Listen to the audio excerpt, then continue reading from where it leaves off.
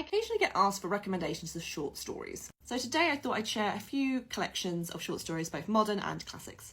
Let's dive right in. The first collection of short stories I'm going to recommend is one that was recently published in 2024, and that is The History of Sound by Ben Shattuck. Now, I got this because the titular short story, The History of Sound, is being adapted to screen with Paul Mescal and Josh O'Connor, and it's a story of two men in America in the kind of post-World War I era and how the war impacts their relationship. It has kind of Brokeback Mountain-esque vibes, and I have read it and I found it beautiful, and the language is very evocative, very clever and quietly seductive, and I've found that with a lot of the short stories in here as well. And these ones, the stories themselves, the reason it's a collection, the kind of the theme that runs through it all is history and how it sort of connects us and the past and the mysteries that the past holds, the stories, the memory, all of it. And it's a very beautiful, quiet, clever collection of short stories. But for anyone looking for something slightly literary, something slightly gentle, but with a really big impact that maybe slightly creeps up on you, then I think The History of Sound by Ben Shattuck is a really good collection to enjoy. And like I said, the titular short story is coming to screen soon, so if you want to read it first, absolutely check it out.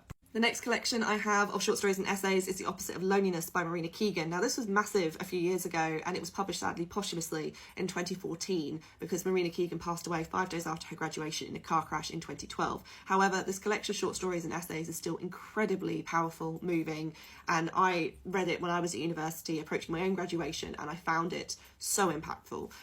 There are elements of immaturity and kind of moments that the craft isn't quite there, but then again, knowing the experiences of this young woman, the fact that she didn't have an editor, that she was so young and that she didn't have the time to develop even more so. If she had the time, she would be a massive author now. She'd be a massive writer because her words have so much honesty and rawness to them and truth, and I just really, really recommend reading them because they are, like I said, incredibly powerful.